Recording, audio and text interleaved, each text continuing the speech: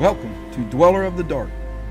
We are a channel honoring the yellowed and blackened bones of many prominent authors.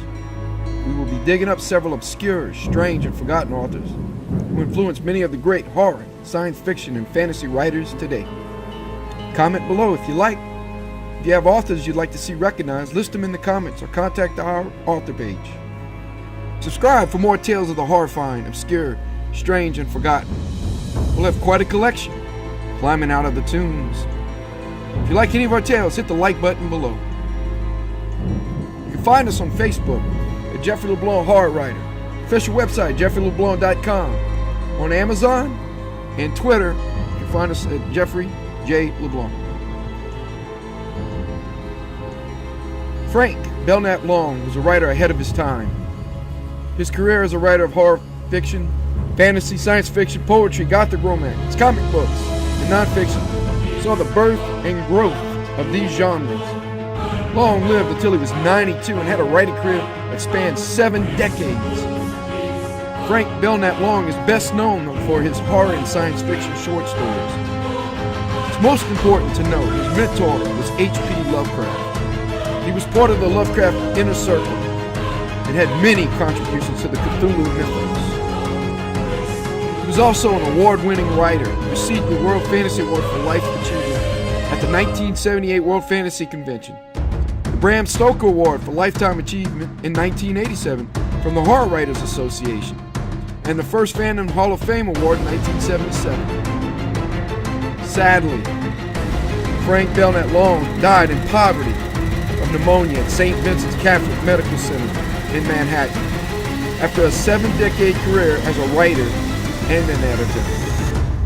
Due to his poverty, he was interred in a desolate potter's field for indigents. Fans, friends, and colleagues were outraged by this indignity and had his remains removed and reinterred at New York City's Woodlawn Cemetery, next to the grandparents of his friend in life, Lovecraft. Frank Belknap Long's body of work included 29 novels, 150 short stories, 8 collections of short stories, 3 poetry collections, and numerous freelance magazine articles and comic book strips. Many notable quotes of Frank Belknap Long are as follows from many noteworthy authors. Ray Bradbury. Frank Belknap Long has lived through a major part of science fiction history in the U.S., has known most of the writers personally, has corresponded with them, and has, with his own writing, helped shape the field when most of us were still in our early teens. H.P. Lovecraft stated, "The genius of Mr. Long is a spontaneous and self-expressive one."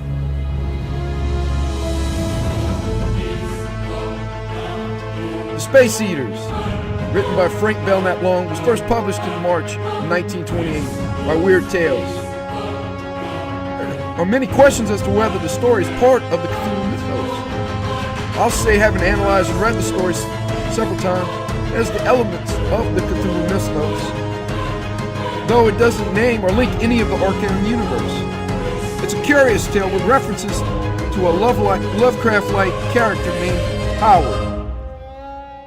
Space Eaters most certainly influenced or has been referenced by many writers, including Ramsey Campbell, Stephen King, Dean Koontz, Anne Rice, and Lynn Carter, just to name a few. Who are the Space Eaters? Can anyone survive their attack? The Space Eaters by Frank Belknap Long. Quote, "The cross is not a passive agent. It protects the pure of heart, and it has often appeared in the air above our Sabbaths, confusing and dispersing the powers of darkness." John Dee's Necronomicon. 1. The horror came to Partridgeville in a blind fog.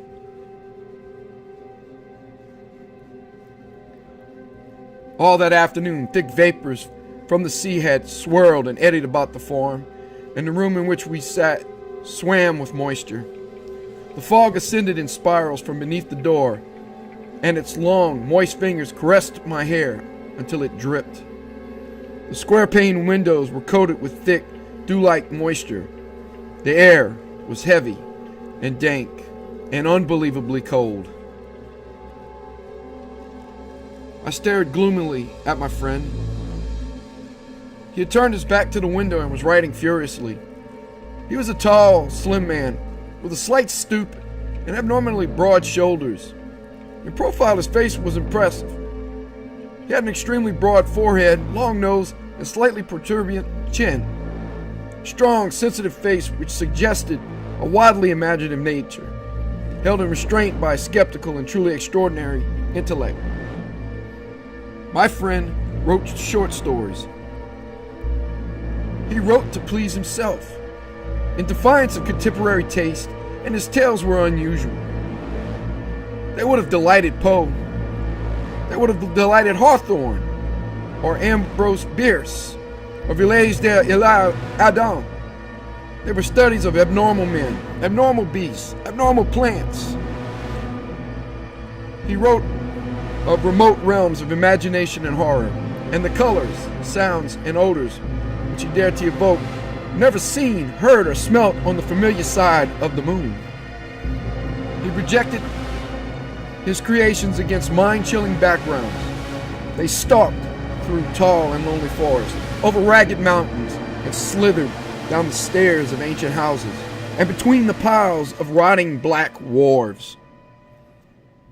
One of his tales, The House of the Worm, had induced a young student at a Midwestern university to seek refuge in an enormous red brick building where everyone approved of his sitting on the floor and shouting at the top of his voice, "Lo, my beloved is fairer than all the lilies among the lilies in the lily garden." Another, The Defilers, had brought him precisely 110 letters of indignation from local readers when it appeared in the Partridgeville Gazette. As I continued to stare at him, he suddenly stopped writing and shook his head. "I can't do it," he said. "I should have to reinvent a new language. And yet I can comprehend the thing emotionally, intuitively, if you will. If I could only convey in a sentence somehow the strange crawling of its fleshless spirit." "Is it some new horror?" I asked. He shook his head. "It is not new to me. I've known and felt it for years. A horror utterly beyond anything your prosaic brain can conceive." "Thank you," I said. "All human brains are prosaic," he elaborated. "I meant no offense. It is the shadowy terrors that lurk behind and above them that are mysterious and awful. Our little brains, what can they know of the vampire-like entities which may lurk in the dimensions higher than our own, or beyond the universe of stars? I think sometimes they lodge in our heads, and our brains feel them, but when they stretch out tentacles to probe and explore us, we go screaming mad." He was staring at me steadily now. "You can't honestly believe in such nonsense," I exclaimed. "Of course not." He shook his head and laughed. "You know damn well I'm too profoundly skeptical to believe in anything. I've merely outlined a poet's reactions to the universe. If a man wishes to write ghostly stories and actually convey a sensation of horror, he must believe in everything and anything. By anything, I mean the horror that transcends everything, that is more terrible and impossible than everything. He must believe that there are things from outer space that can reach down and fasten themselves on us with a malevolence that can destroy us utterly, our bodies as well as our minds. But this thing from outer space, how can he describe it if he doesn't know its shape, or size, or color? It is virtually impossible to describe it. That is what I have sought to do, and failed. Perhaps someday, but then I doubt if it can ever be accomplished. But your artist can hint, suggest. Suggest what? I asked, a little puzzled. Suggest a horror that is utterly unearthly, that makes itself felt in terms that have no counterparts on earth. I was still puzzled. He smiled warily and elaborated his theory. There is something prosaic, he said, about even the best of the classic tales of mystery and terror. Old Mrs. Radcliffe, with her hidden vaults and bleeding ghosts. Maturin, with his allegorical, false light, hero villains, and his fiery flames from the mouth of hell. Edgar Poe, with his blood-clotted corpses and black cats, his telltale hearts, and his disintegrating Valdemars. Hawthorne, with his amusing preoccupation with the problems and horrors arising from mere human sin, as though human sins were of any significance to a coldly malign intelligence from beyond the stars.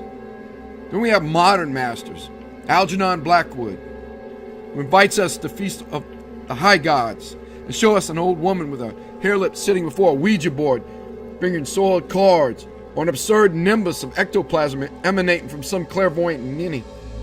Bram Stoker, with his vampires and werewolves, mere conventional myths, the tag-ins of medieval folklore. Wells, with his pseudo-scientific bogies, fishmen at the bottom of the sea, ladies in the moon, and hundreds and one idiots who are constantly writing ghost stories for the magazines. What have they contributed to the literature of the unholy? Are we not made of flesh and blood? It is but natural that we should be revolted and horrified when we are shown that flesh and blood in a state of corruption and decay, with the worms passing over and under it. It is but natural that a story about a corpse should thrill us, fill us with fear and horror and loathing. Any fool can awake these emotions in us. Poe really accomplished very little with his lady ushers and liquescent Valdemars.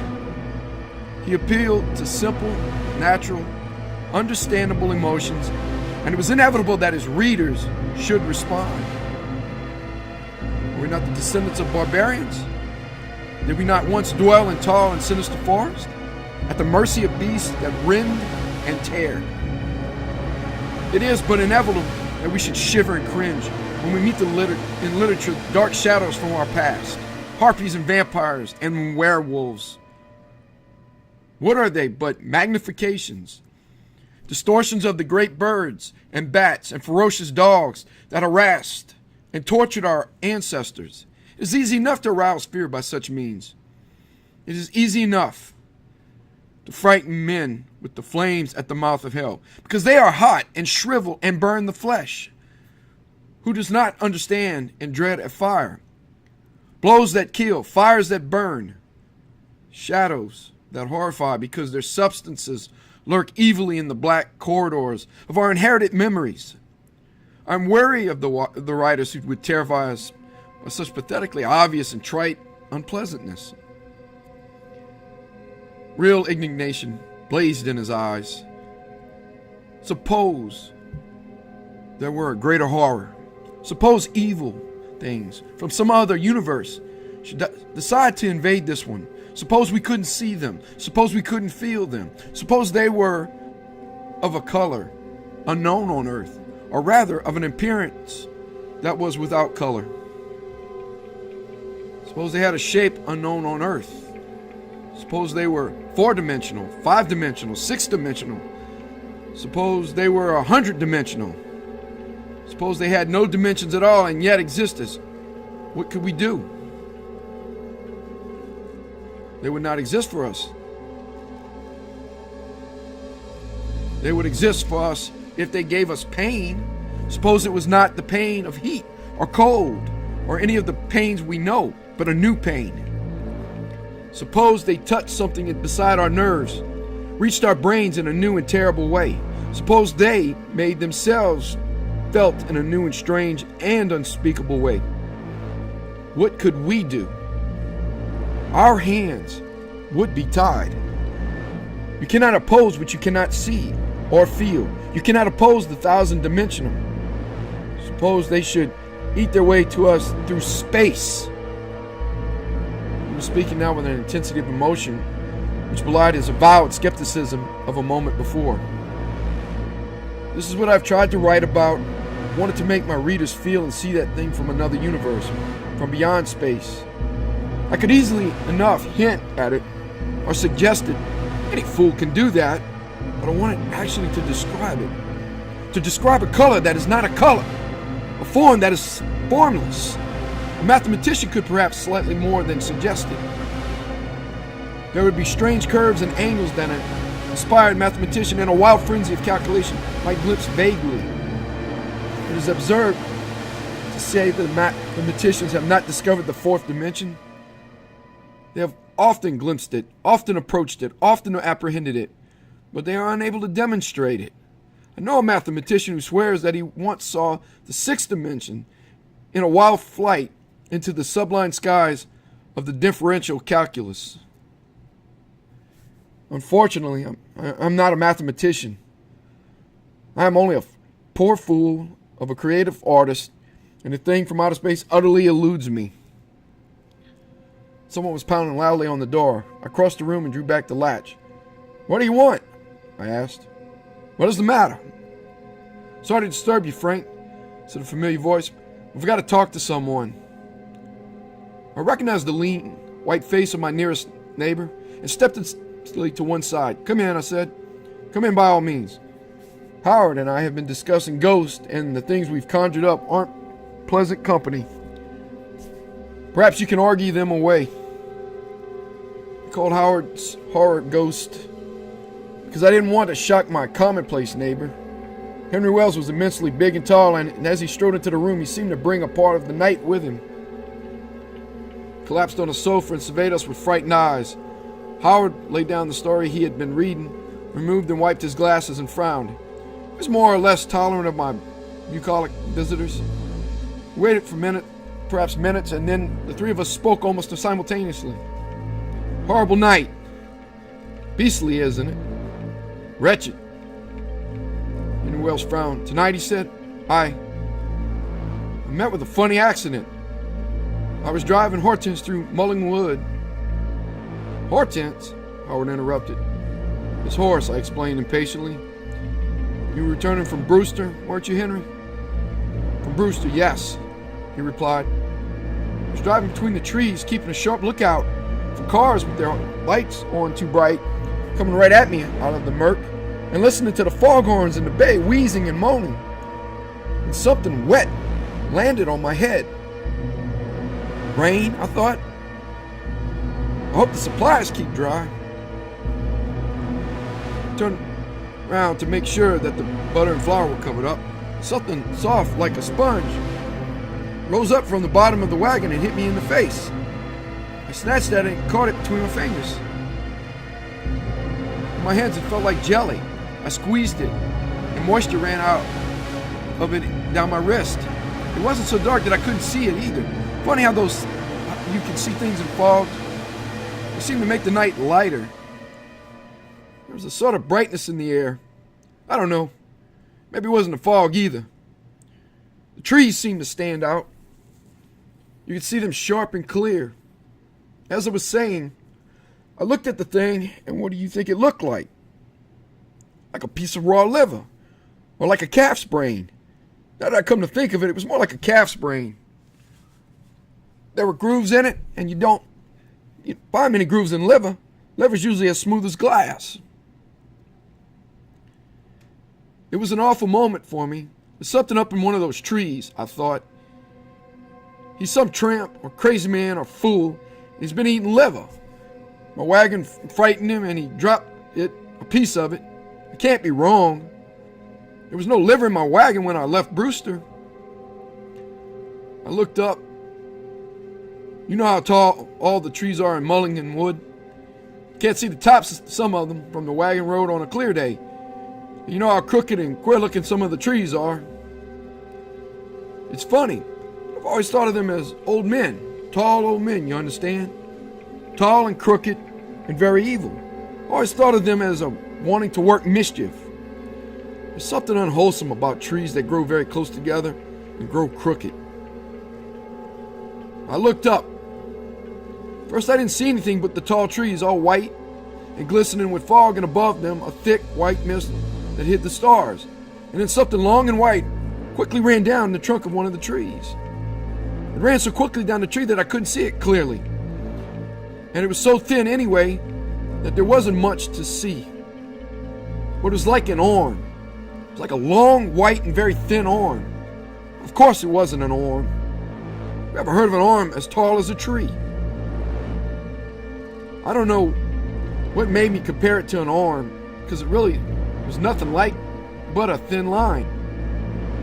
Like a wire, a string. I'm not sure what I saw it at all. Maybe I imagined it. I'm not even sure that it was as wide as a string.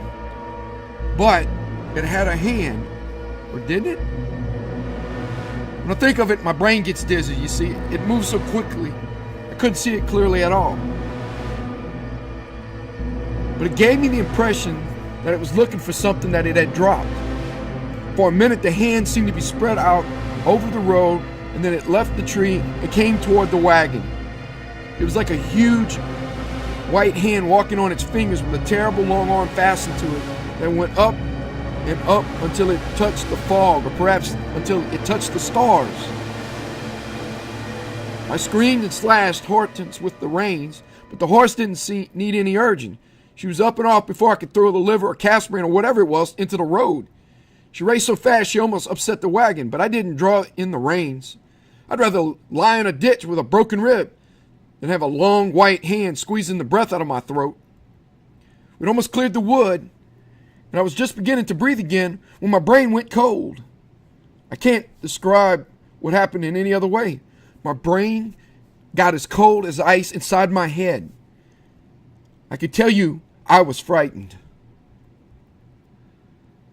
Don't imagine I couldn't think clearly. I was conscious of everything that was going on about me, but my brain was so cold I screamed with pain. Have you ever held a piece of ice in the palm of your hand for as long as 2 or 3 minutes? It burnt, didn't it? Ice burns worse than fire. Well, my brain felt as though it had lain on ice for hours and hours. There was a furnace inside my head, but it was a cold furnace. It was roaring and with raging cold. Perhaps I should have been thankful that the pain didn't last. It wore off in about 10 minutes, and when I got home, I didn't think I was any the worse for my experience. I'm sure I didn't think I was any worse until I looked at myself in the glass. Then I saw the hole in my head. Henry Wells leaned forward, brushed back the hair from his right temple. "Here's the wound," he said. "What do you make of it?" He tapped with his fingers beneath the small round opening in the side of his head. "It's like a bullet wound," he elaborated, "but there's no blood. And you can look in pretty far. It seemed to go right in the center of my head. I shouldn't be alive." Howard had risen and was staring at my neighbor with angry and accusing eyes. "Why have you lied to us?" he shouted. "Why have you told us this absurd story? A long hand. You were drunk. Man, drunk. And yet you've succeeded in doing what I've sweated blood to accomplish.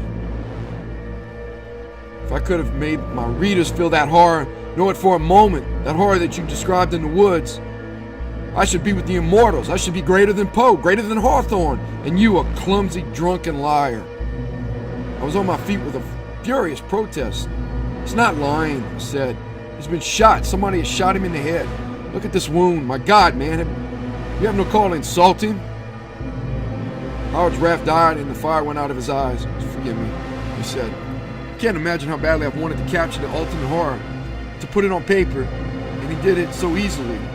If he had warned me that he was going to describe something like that, I would have taken notes. But of course, he doesn't know he's an artist. It's an accidental tour de force that he accomplished. He couldn't do it again, I'm sure. I'm sorry I went up in the air. I apologize. You want me to go for a doctor? That is a bad wound." My neighbor shook his head. I don't want a doctor," he said. "I've seen a doctor. There's no bullet in my head. That hole was not made by a bullet. When the doctor couldn't explain it, I laughed at him. I hate doctors, and I haven't much use for fools who think I'm in the habit of lying. I haven't much use for people who won't believe me when I tell them I saw the long white thing come sliding down this tree as clear as day." But Howard was examining the wound in defiance of my neighbor's indignation. "It was made by something round and sharp," he said. "It's curious, but the flesh isn't torn. A knife or bullet would have torn the flesh, left a ragged edge." I nodded and was bending to study the wound when Wells shrieked, clapped his hands to his head. "Ah!" he choked. "It's come back, the terrible, terrible cold." Howard stared. "Don't expect me to believe such nonsense," he exclaimed disgustedly. But Wells was holding onto his head and dancing about the room in a delirium of agony. "I can't stand it," he shrieked. "It's freezing up my brain. It's like no ordinary cold. It isn't. Oh, God, it's like nothing you've ever felt. It bites, it scorches, it tears. It's like acid." I laid my hand upon his shoulder and tried to quiet him, but he pushed me aside and made for the door. "Gotta get out of here," he screamed. "The thing wants room. My head won't hold it. It wants the night, the vast night. It wants to wallow in the night." He threw back the door and disappeared into the fog. Howard wiped his forehead with his sleeve of his coat and collapsed into a chair. "Mad," he muttered. Tragic sense of manic depressive psychosis. Who would have suspected it? The story he told us wasn't conscious art at all. It was simply a nightmare fungus conceived by the brain of a lunatic. "Yes," I said. "But how do you account for the hole in his head?" "Oh, that?" Howard shrugged. "Probably always had it. Probably was born with it." "Nonsense," I said. "The man never had a hole in his head before. Personally, I think he's been shot. Something ought to be done. He needs a medical attention. I think I'll call Dr. Smith." "It's useless to interfere," said Howard.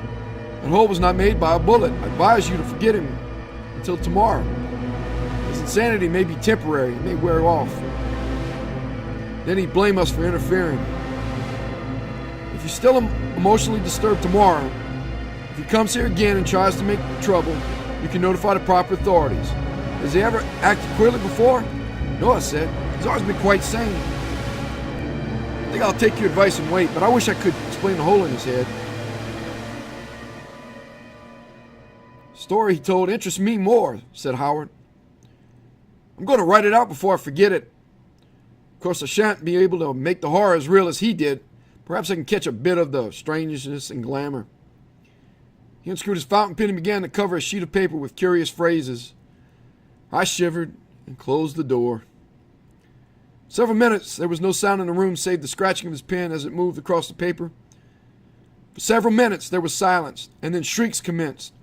Or were they wails? We heard them through the closed door, heard them above the moaning of the foghorns and the wash of the waves on Mulligan's beach.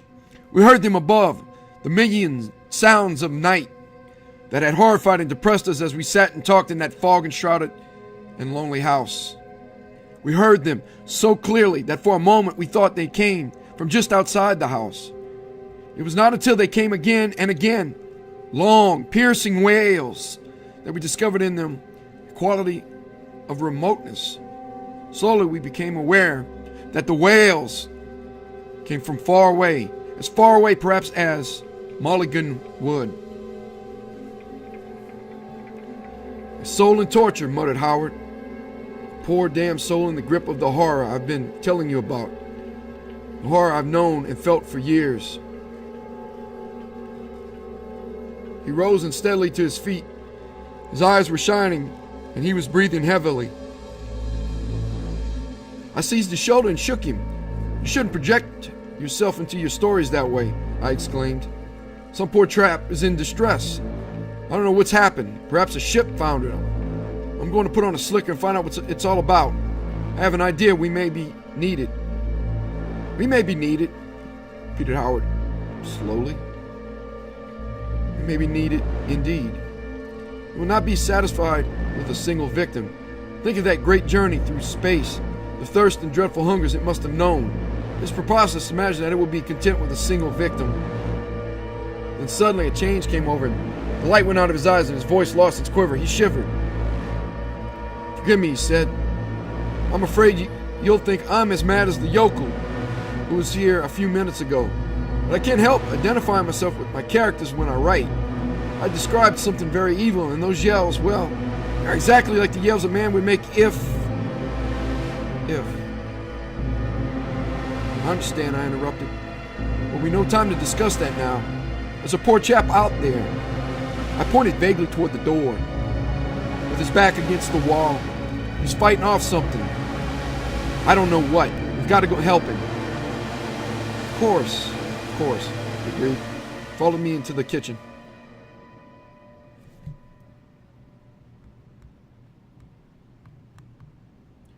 Without a word, I took down a slicker and handed it to him. I also handed him an enormous rubber hat. Get into these as quickly as you can, I said. That chap's desperately in need of us. I'd gotten my own slicker down from the rack and was forcing my arms through its sticky sleeves. In a moment, we were both pushing out our way through the fog.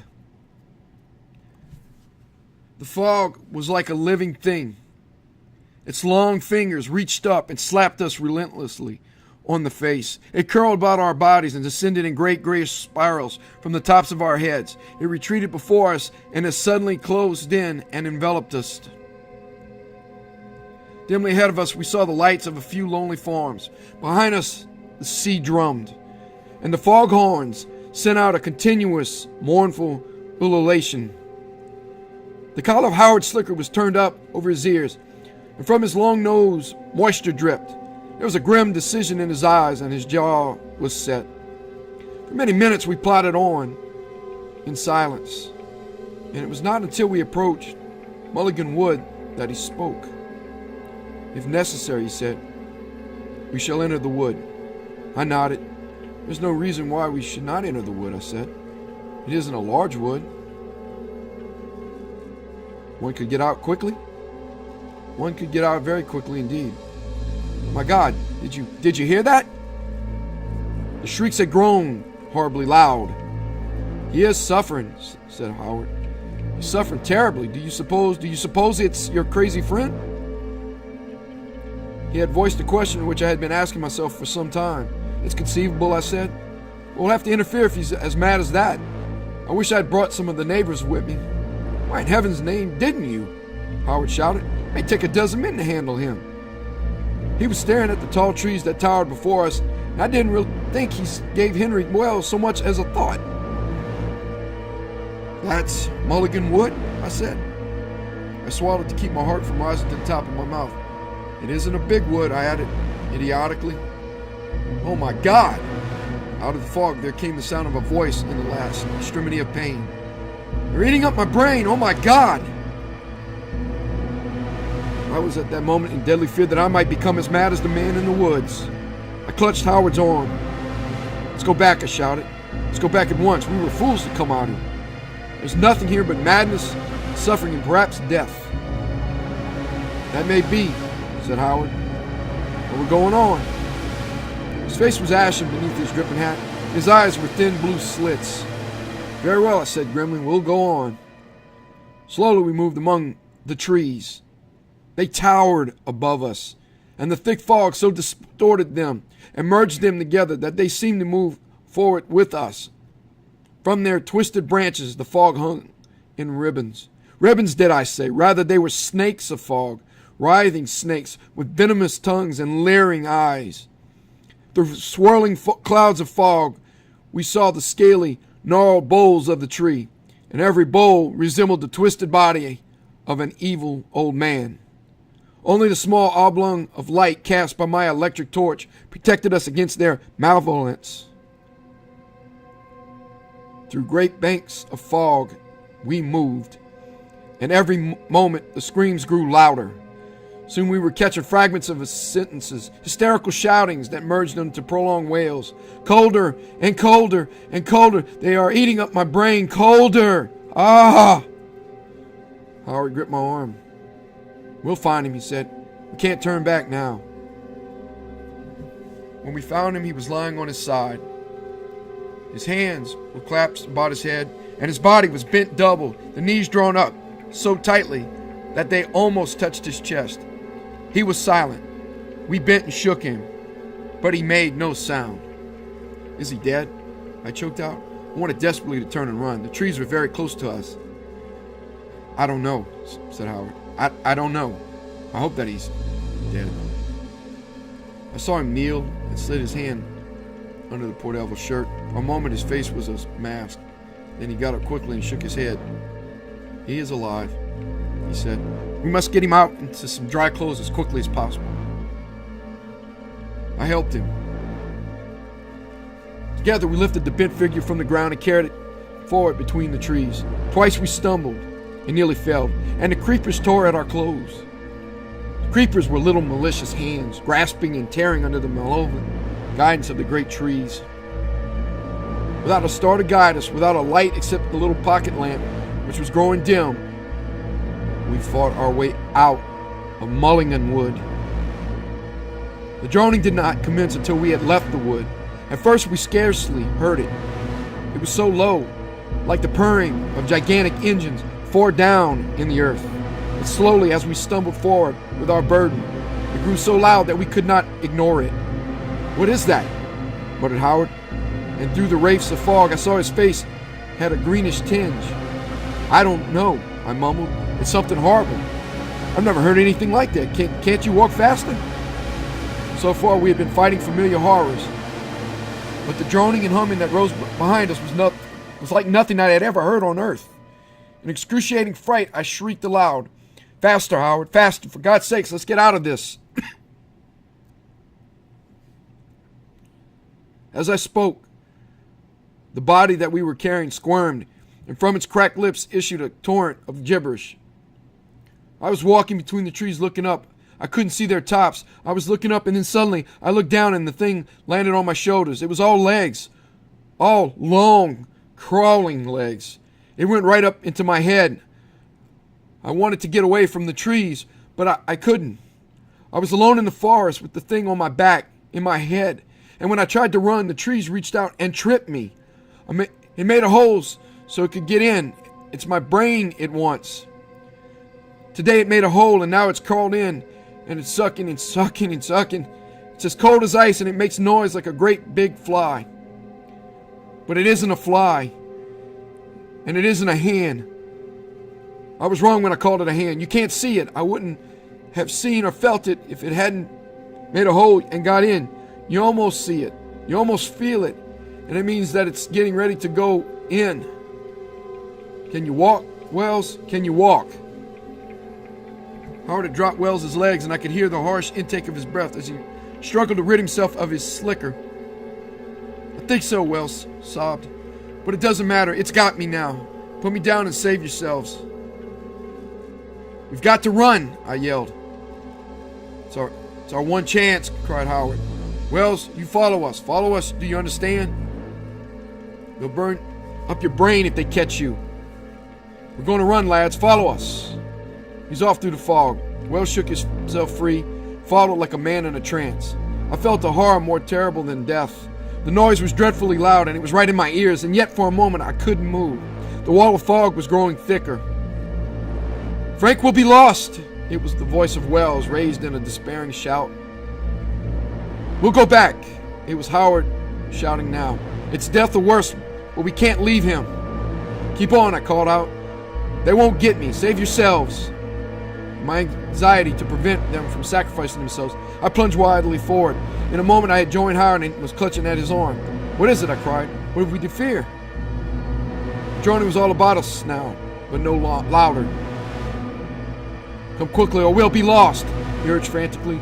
"They've broken down all barriers. That buzzing is a warning. We're sensitives. We've been warned, but it gets louder. We're lost. They're strong near Mulligan Wood, and it's here they've made themselves felt. They're experimenting now, feeling their way. Later, when they've learned, they'll spread out. If we can only reach the farm." "We'll reach the farm," I shouted as I clawed my way through the fog. "Heaven help us if we don't," moaned Howard. He had thrown off his slicker and his seeping wet shirt clung tragically to his lean body. He moved through the blackness with long, furious strides. Far ahead we heard the shrieks of Henry Wells. Ceaselessly the foghorns moaned. Ceaselessly the fog swirled and eddied about us. And the droning continued. It seemed incredible that we should ever have found a way to the farm in the blackness. But find the farm we did, and into it we stumbled with glad cries. "Shut the door!" shouted Howard. I shut the door. "We're safe here, I think," he said. "They haven't reached the farm yet." "What has happened to Wells?" I gasped. And then I saw the wet tracks leading into the kitchen. Howard saw them too. His eyes flashed with momentary relief. "I'm glad he's safe," he muttered. "I feared for him." Then his face darkened. The kitchen was unlighted and no sound came from it. Not a word.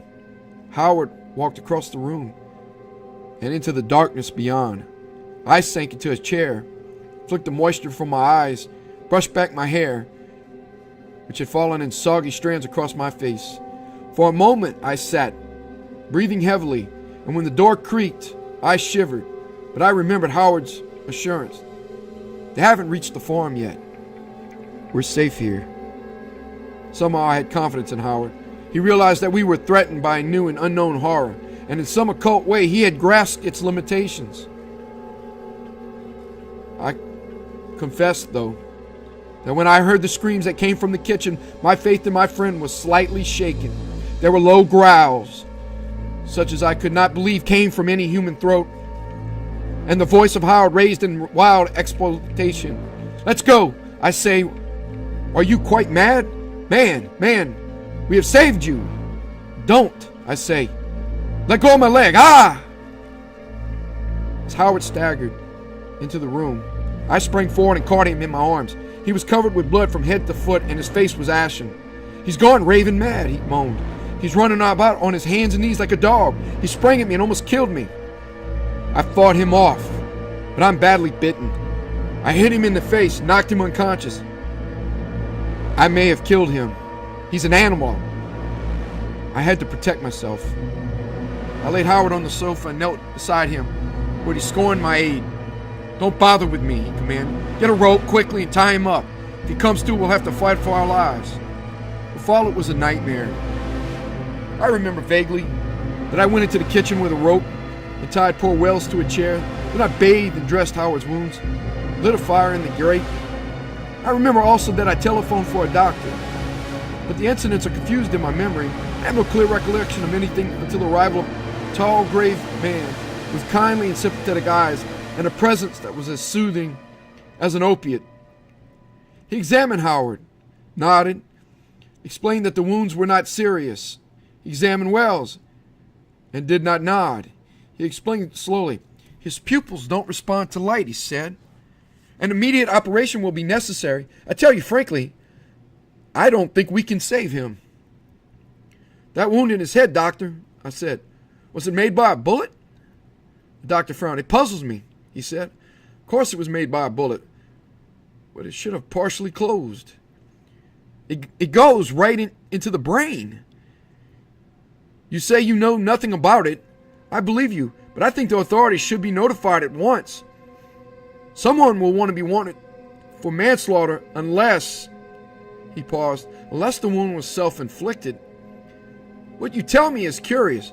That he should have been able to walk about for hours seemed incredible. The wound has obviously been dressed too. There's no clotted blood at all." He paced slowly back and forth. "We must operate here at once.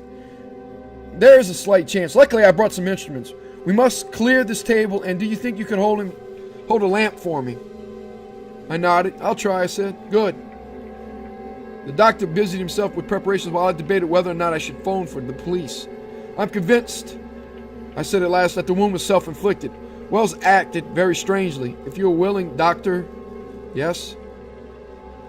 "We will remain silent about this matter until after the operation. If Wells lives, there would be no need of involving the poor chap in a police investigation."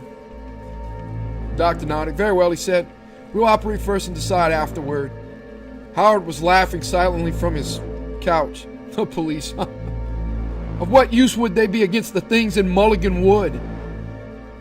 There was an ironic and ominous quality about his mirth that disturbed me.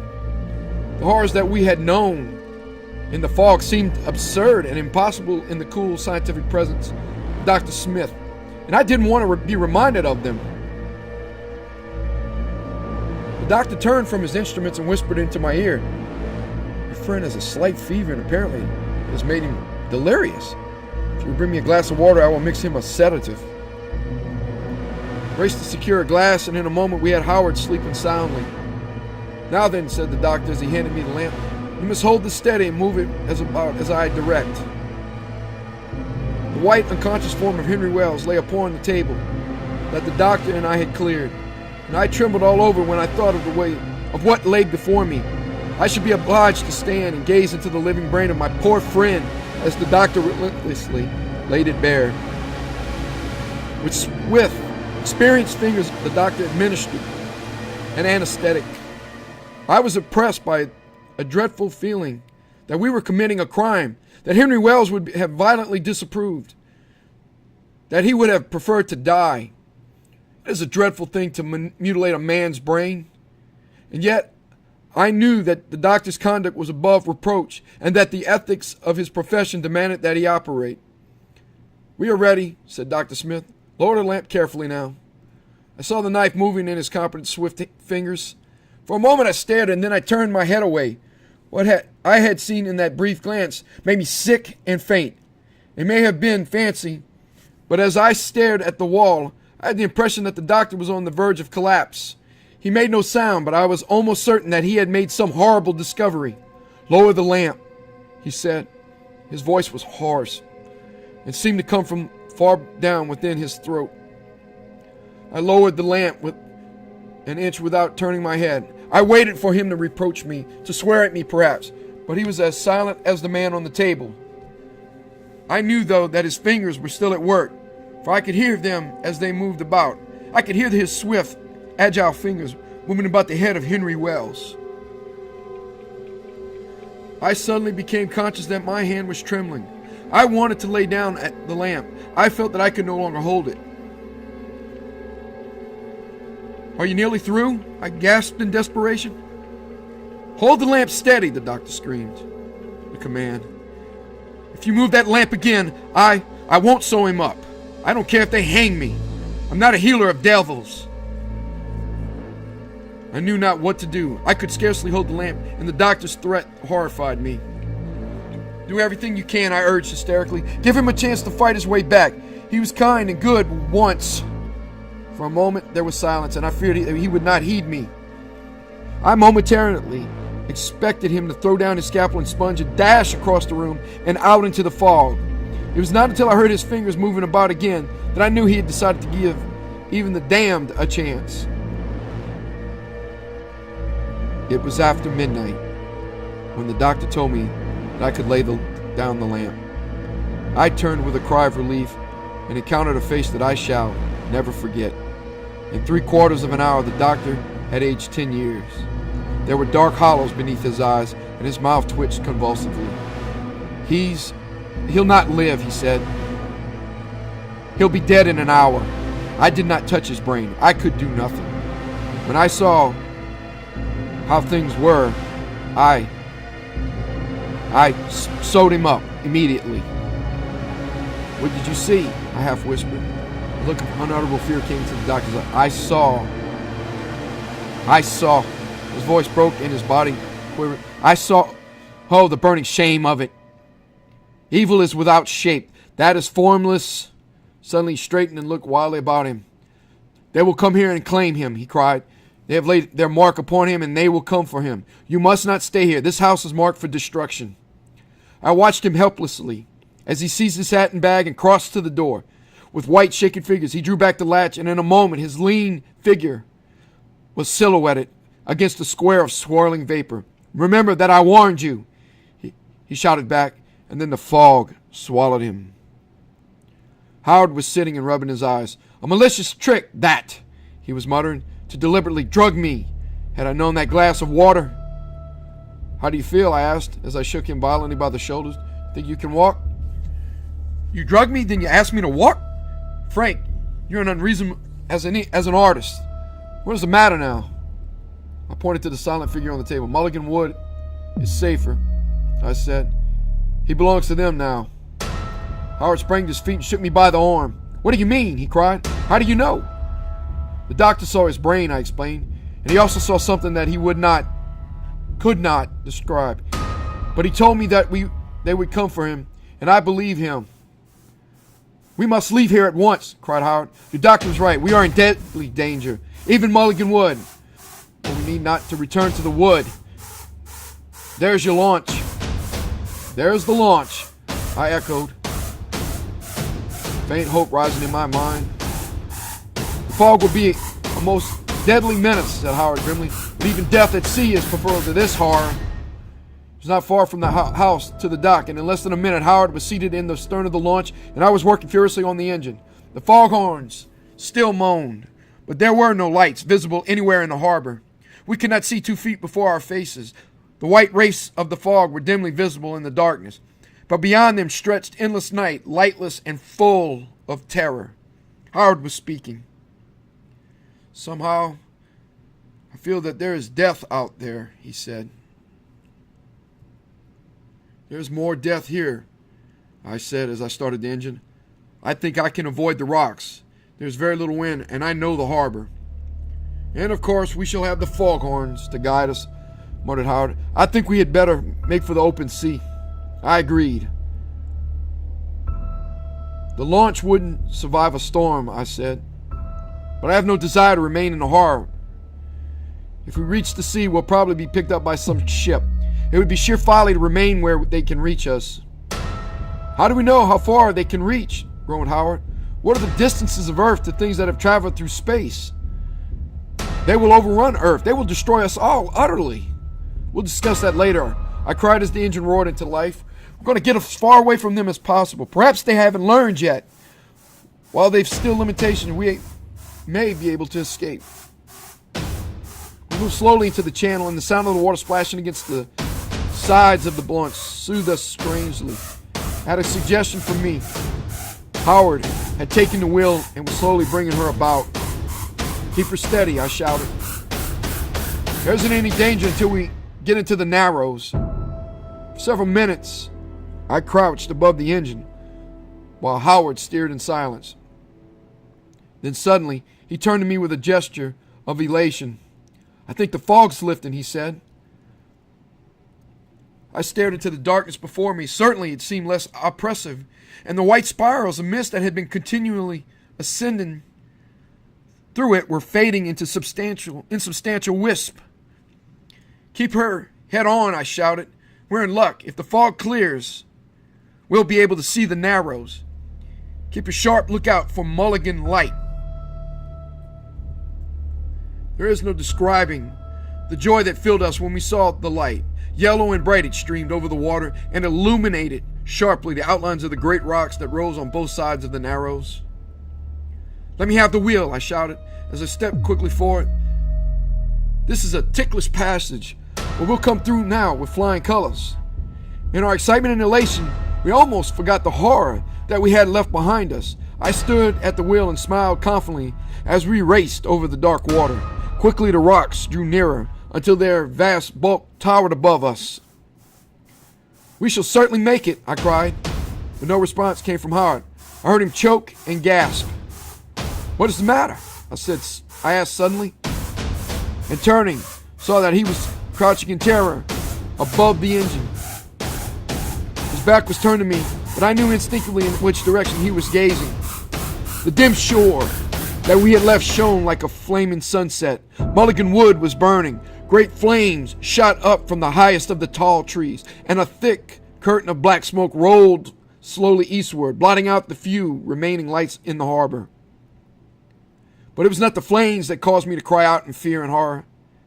It was the shape that towered above the trees, the vast, formless shape that moved slowly to and fro across the sky. God knows, I tried to believe that I saw nothing. I tried to believe that the shape was a mere shadow cast by the flames, and I remembered that I gripped Howard's arm reassuringly. "The wood will be destroyed completely," I cried, "and those ghastly things with us will be destroyed with it." But when Howard turned and shook his head, I knew that the dim, formless thing that towered above the trees was more than a shadow. "If we see it clearly, we are lost," he warned, his voice vibrant with terror. "Pray that it remains without form." It is older than the world, I thought, older than all religion. Before the dawn of civilization, men knelt in adoration before it. It is present in all mythologies. It is the primal symbol. Perhaps in the dim past, thousands and thousands of years ago, it was used to repel the invaders. I shall fight the shape with a high and terrible mystery. Suddenly, I became curiously calm. I knew that I had hardly a minute to act, that more than our lives were threatened, but I did not tremble. I reached calmly beneath the engine and drew out a quantity of cotton waste. Howard said, "Light a match. It's our only hope. You must strike a match at once." For what seemed eternities, Howard stared at me uncomprehendingly. Then the night was calamitous with his laughter. A match, he shrieked. A match to warm our little brains? Yes, we shall need a match. Trust me, I entreated. You must. It's our one hope. Strike a match quickly. I don't understand. Howard was sober now, but his voice quivered. I've thought of something that may save us, I said. Please light this waste for me. Slowly he nodded. I had told him nothing, but I knew he guessed what I intended to do. Often his insight was uncanny. With fumbling fingers, he drew out a match and struck it. Behold, he said. Show them that you are unafraid. Make the sign boldly. As the waste caught fire, the form above the trees stood out with a frightful clarity. I raised the flaming cotton and passed it quickly before my body in a straight line from my left to my right shoulder. Then I raised it to my forehead and lowered it to my knees. In an instant, Howard had snatched the brand and was repeating the sign. He made 2 crosses, one against his body and one against the darkness, with the torch held at arm's length. For a moment I shut my eyes, but I could still see the shape above the trees. Then slowly its form became less distinct, became vast and chaotic, and when I opened my eyes it had vanished. I saw nothing but the flaming forest and the shadows cast by the tall trees. The horror had passed, but I did not move. I stood, like an image of stone staring over the black water. Then something seemed to burst in my head. My brain spun dizzily and I tottered against the rail. I would have fallen, but Howard caught me about the shoulders. We're saved, he shouted. We've won, though. I'm glad, I said, but I was too utterly exhausted to really rejoice. My legs gave way beneath me and I fell. My head fell forward. All the sights and sounds of earth were swallowed up in a merciful blackness. 2. Howard was writing when I entered the room. How's the story going, I asked. For a moment he ignored my question, then he slowly turned and faced me. He was hollow-eyed and his pallor was alarming. It's not going well, he said at last. It doesn't satisfy me. There are problems that still elude me. I haven't been able to capture all the horror of the thing in Mulligan Wood. I sat down and lit a cigarette. I want you to explain that horror to me, I said. For weeks I have waited for you to speak. I know that you have some knowledge which you are concealing from me. What was the damp, spongy thing that landed on Wells's head in the woods? Why did we hear a droning as we fled in the fog? What was the meaning of the shape that we saw above the trees? And why, in heaven's name, didn't the horror spread as we feared it might? What stopped it? Howard, what do you think really happened to Wells's brain? Did his body burn with the form? Or did they claim it? And the other body that was found in Mulligan Wood, that lean, blackened horror with the riddled head, how do you explain that? 2 days after the fire, a skeleton had been found in Mulligan Wood. A few fragments of burnt flesh still adhered to the bones, and the skull cap was missing. It was a long time before Howard spoke again. He sat with a bowed head, fingering his notebook, and his body trembled all over. At last he raised his eyes. They shone with a wild light, and his lips were ashen. Yes, he said. We will discuss the horror together. Last week I did not want to speak of it. It seemed too awful to put into words, but I shall never rest in peace until I have woven it into a story, until I have made my readers feel and see that dreadful, unspeakable thing. And I cannot write of it until I am convinced beyond the shadow of a doubt that I understand it myself. It may help me to talk about it. You've asked me what the damp thing was that fell on Wells's head. I believe that it was a human brain. The essence of a human brain drawn out through a hole or holes in a human head. I believe the brain was drawn out by imperceptible degrees and reconstructed again by the horror. I believe that for some purpose of its own, it used human brains, perhaps to learn from them, or perhaps it merely played with them. The blackened, riddled body in Mulligan Wood, that was the body of the first victim, some poor fool who got lost between the tall trees. I rather suspect the trees helped. I think the horror endowed them with a strange life. Anyhow, the poor chap lost his brain. The horror took it and played with it, and then accidentally dropped it. It dropped it on Wells's head. Wells said that the long, thin, and very white arm he saw was looking for something that it had dropped. Of course, Wells didn't see the arm objectively, but the horror, that is, without form or color, had already entered his brain and clothed itself in human thought. As for the droning that we heard and the shape we thought we saw above the burning forest, that was the horror seeking to make itself felt, seeking to break down barriers, seeking to enter our brains and clothe itself with our thoughts. It almost got us. If we had not seen the white arm, we should have been lost. Howard walked to the window. He drew back the curtains and gazed for a moment at the crowded harbor and the tall white buildings that towered against the moon. He was staring at the skyline of lower Manhattan. Sheer beneath him, the cliffs of Brooklyn Heights loomed darkly.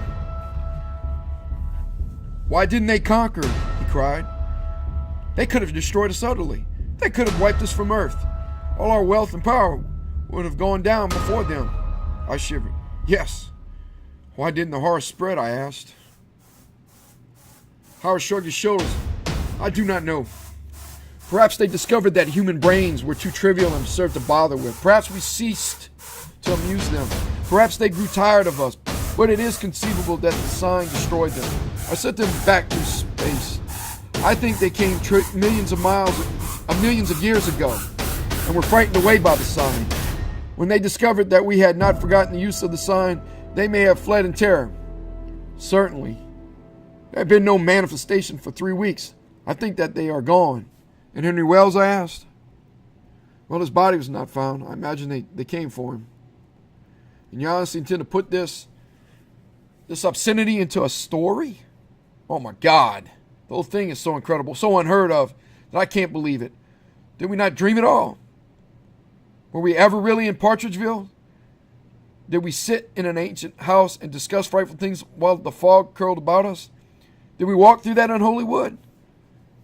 Were the trees really alive? And did Henry Wells run about on his hands and knees like a wolf?" Howard sat down quietly. He rolled up his sleeves. He thrust his thin arm toward me.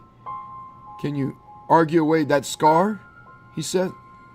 "There are the marks of the beast that attacked me. The man-beast that was Henry Wells. A dream? I would cut off this arm immediately at the elbow if you could convince me that it was a dream." I walked to the window and remained for a long time staring at Manhattan. There, I thought, is something substantial. It is absurd to imagine that anything could destroy it. It is absurd to imagine that the horror was really as terrible as it seemed to us in Partridgeville. I must persuade Howard not to write about it. We must both try to forget it. I returned to where he sat, laid my hand on his shoulder. "You'll never give up the idea of putting it into a story," I urged gently.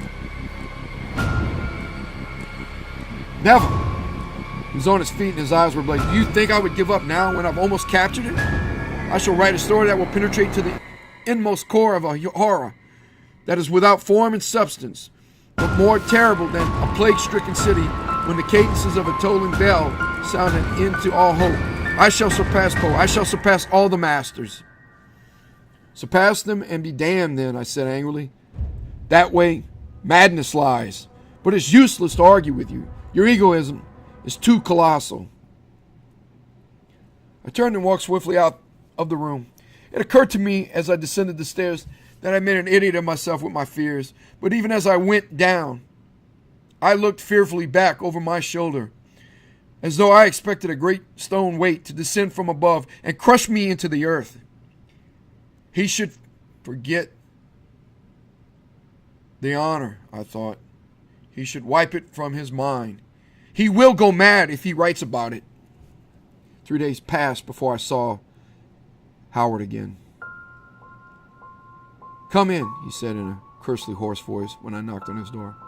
I found him dressing gown and slippers, and I knew as soon as I saw him that he was terribly exultant.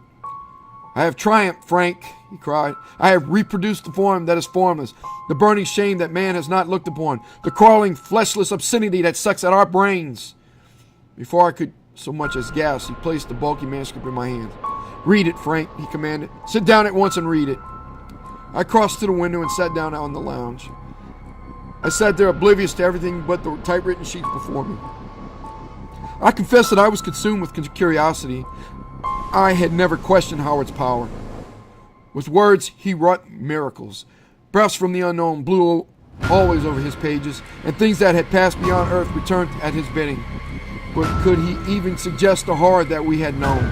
Could he even so much as hint at the loathsome crawling thing that had claimed the brain of Henry Wells? I read the story through. I read it slowly and clutched at the pillows beside me in a frenzy of loathing. As soon as I had finished it, Howard snatched it from me. He evidently suspected that I desired to tear it to shreds. "What do you think of it?" he cried exultantly.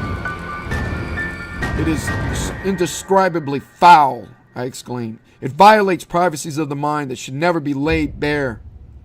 But you will concede that I have made the horror convincing." I nodded and reached for my hat. "You have made it so convincing that I cannot remain and discuss it with you. I intend to walk until morning. I intend to walk until I am too weary to care or think or remember.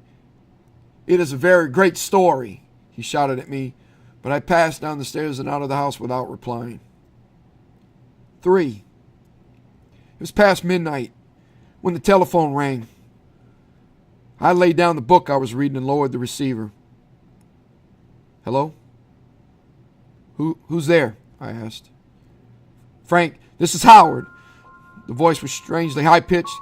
"Come as quickly as you can. They've come back. And Frank, the sign is powerless. I've tried the sign, but the droning is getting louder, and a dim shape..." Howard's voice trailed off disastrously. I fairly screamed into the receiver. "Courage, man! Do not let them suspect that you are afraid. Make the sign again and again, and I will come at once." Howard's voice came again, more hoarsely this time. "The shape is growing clearer and clearer, and there's nothing I can do. Frank, I've lost the power to make the sign. I have forfeited all right to the protection of the sign. I've become a priest of the devil. That story, I should not have written that story." "Show them that you are unafraid," I cried. I'll try. Oh, my God, the shape is..." I did not wait to hear more. Frantically seizing my hat and coat, I dashed down the stairs and out into the street. As I reached the curb, a dizziness seized me. I clung to a lamppost to keep from falling and waved my hand madly at a fleeing taxi. Luckily, the driver saw me. The car stopped and I staggered out into the street and climbed into it. "Quick," I shouted. "Take me to 10 in Brooklyn Heights." "Yes, sir. Cold night, ain't it?" "Cold," I shouted. "It would be cold indeed when they get in. It would be cold indeed when they start to..." The driver stared at me in amazement. "That's all right, sir," he said. "We'll get you home all right, sir. Brooklyn Heights, did you say, sir?" "Brooklyn Heights," I groaned and collapsed against the cushions. As the car raced forward, I tried not to think of the horror that awaited me. I clutched desperately at straws. It is conceivable, I thought, that Howard had gone temporarily insane. How could the horror have found him among so many millions of people? It cannot be that they have deliberately sought him out. It cannot be that they would deliberately choose him from among such multitudes. He is too insignificant. All human beings are too insignificant. They would never deliberately angle for human beings. They would never deliberately trawl for human beings. But they did seek Henry Wells. And what did Howard say? "I have become a priest of the devil." Why not their priest? What if Howard has become their priest on earth? What if his story has made them their priest? The thought was a nightmare to me, and I put it furiously from me. He will have the courage to resist them, I thought. He will show them that he is not afraid. "Here we are, sir. Shall I help you in, sir?" The car had stopped, and I groaned as I realized that I was about to enter what might prove to be my tomb. I descended to the sidewalk and handed the driver all the change that I possessed. He stared at me in amazement. "You've given me too much," he said. "Here, sir." But I waved him aside and dashed up the stoop out of the house before me. As I fitted a key into the door, I could hear him muttering, "Craziest drunk I ever seen. He gives me $4 to drive him 10 blocks and doesn't want no thanks or nothing." The lower hall was unlighted. I stood at the foot of the stairs and shouted, "I'm here, Howard. Can you come down?" There was no answer. I waited for perhaps 10 seconds. Not a sound came from the room above. "I'm coming up," I shouted in desperation and started to climb the stairs. I was trembling all over. They've got him, I thought. I'm too late. Perhaps I had better not. Great God, what was that? I was unbelievably terrified. There was no mistaking the sounds. In the room above, someone was volubly pleading and crying aloud in agony. Was it Howard's voice that I heard? I caught a few words indistinctly. Crawling, ugh, oh, have pity, cold and clear. Crawling, oh, God in heaven. I had reached the landing when the pleadings rose to hoarse shrieks. I fell to my knees and made against my body and upon the wall beside me and in the air the sign. I made the primal sign that had saved us in Mulligan Wood, but this time I made it cruelly, not with fire, but with fingers that trembled and caught up my clothes. And I made it without courage or hope, made it darkly with a conviction that nothing could save me. And then I got up quickly and went up up the stairs. My prayer was they would take me quickly, that my sufferings would be brief under the stars. The door of Howard's room was ajar. By a tremendous effort, I stretched out my hand and grasped the knob. Slowly, I swung it inward. For a moment, I saw nothing but the motionless form of Howard lying upon the floor. He was lying upon his back. His knees were drawn up, and he had raised his hand before his face, palms outward, as if to blot out a vision unspeakable. Upon entering the room, I had deliberately, by lowering my eyes, narrowed my range of vision. I saw only the floor and the lower section of the room. I did not want to raise my eyes. I had lowered them in self-protection because I dreaded what the room held. I did not want to raise my eyes, but there were forces, powers at work in the room, which I could not resist. I knew that if I looked up, the horror might destroy me, but I had no choice. Slowly, painfully, I raised my eyes and stared across the room. It would have been better, I think, if I had rushed forward immediately and surrendered to the thing that towered there. The vision of that terrible, darkly shrouded shape will come between me and the pleasures of the world as long as I remain in the world. From the ceiling to the floor it towered, and it threw off blinding light, and pierced by the shafts whirling around and around were the pages of Howard's story.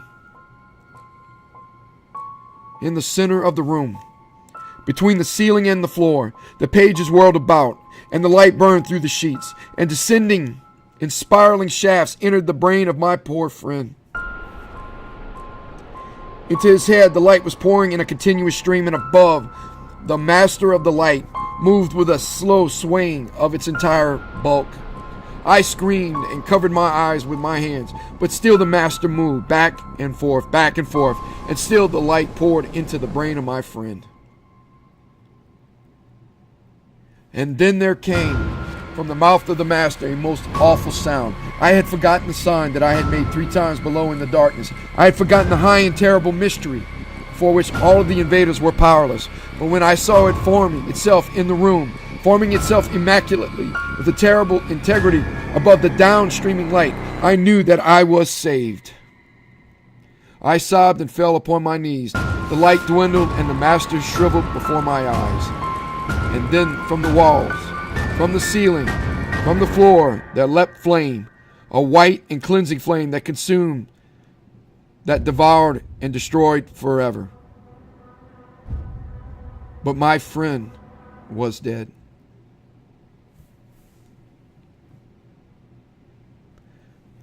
Thank you for listening.